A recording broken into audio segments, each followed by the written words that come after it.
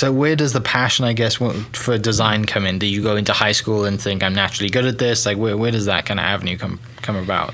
Well, the way it came about in where I went to high school in Moline, Illinois, we had what was called D-Wing, which was all vocational auto mechanics. So I took all those classes because they were easy. You know, we were rebuilding cars. I was in wood shop, metal shop. Yeah. And then there was this class called architectural drafting. So I thought, well, that looks like it could be an easy A. So I thought I took that class, and it was tough. I got an A, but I worked really hard at it, and I liked it. Mm-hmm. So, but anyway, I was always kind of the biggest goof off. I had print shop, and so I would print hall passes for all my buddies. Mm-hmm.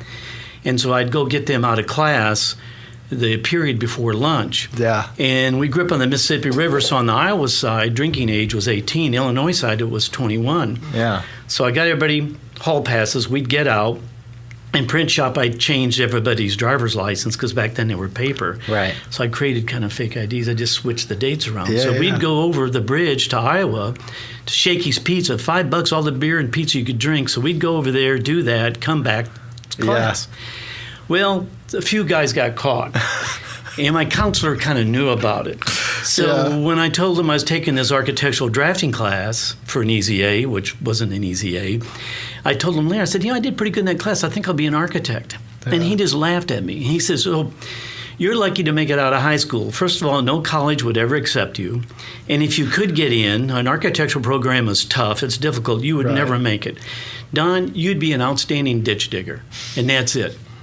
So I left, and it really kind of pissed me off. Well, yeah, of course. And I thought, someone you know how you are when you're 18? Of course, no one can tell me what to do. Right, and prove you wrong. Yeah, so I thought, well, this guy's full of crap. So I thought, I'll do what I want to do. You know, at 18, no one can tell you what to do. Mm-hmm. So I got out of high school, I got to thinking, he could be right, but I wouldn't admit it. So I thought, well, there's only one way to find out. So I tried to go to work for an architectural firm, see if I could make it. And they weren't hiring. So I had to work on that, and I said, well, look, I'll make you a deal. You let me work here for 1 week, and you don't have to pay me. And at the end of the week, if you think I have anything at all to contribute, you got to hire me. Yeah. And then you pay me whatever you think I'm worth. I don't care what it is. So, but I'll work here a week free. Yeah. And at the end of it, if you don't like, I'll leave. We shake hands. Right.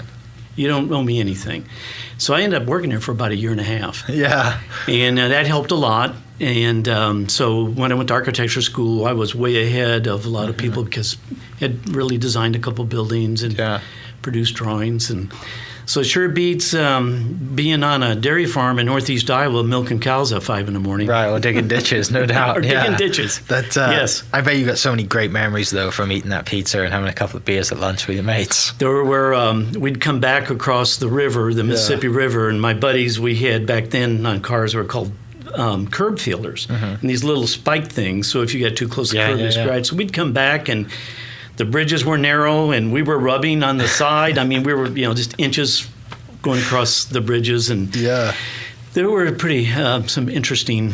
That's awesome, isn't it? And I mean, we've all got kind of stories, right? Growing up, and you're doing things, and you look back and you think, "What were we thinking?" But it's part of growing up, isn't it? You got to make, do those things and make mistakes and learn from that. But tell me about go back to like just telling them to give you a chance for a week. People don't do that really ever anymore. If someone comes into your architecture firm and says, "Just give me a week. You don't have to pay me," like you think, man, you must be actually really good, right? No one really does that or says that anymore, but it's a great lesson for people listening.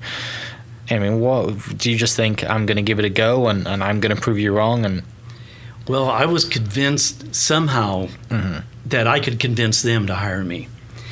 And I didn't know what I would need to do, but I stayed late, at 5, 6 o'clock. Everybody went home, but I would stay there till 9, 10 o'clock at night, doing a lot of extra work. So it would look like, wow, in an 8-hour period, look how much work this guy did. So they never really knew how late I was staying. They left the key so I could lock up when I'd leave. But I thought, well, my counselor might be right. Maybe I'm no good at this.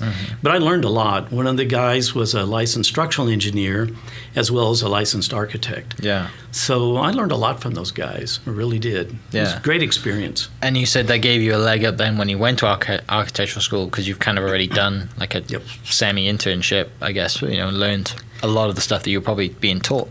I was. I mean, I learned about structures and, bending moments and designing beams, welded connections. Learned a lot of that before I went to school. And unfortunately, a lot of people who graduate from architecture school, there's a high percentage of graduates who have never worked for an architectural firm until they get out of college. That's not really desirable. Right. So I had all this experience before I even went, so it gave me a huge advantage. Yeah. What did your counselor think when you said, "Hey, I've got into architectural school"? Well, I never really talked to him again. Yeah. But when I graduated, I made a copy of my degree and mailed it to him. Perfect. That's what I love to hear. Yeah. And then when I got licensed as a licensed architect, I did the same thing. I made a copy of my license and I mailed it to him. There's sometimes that's the best motivation you can have, isn't it? Someone doubting you, saying, "No, you can't do this."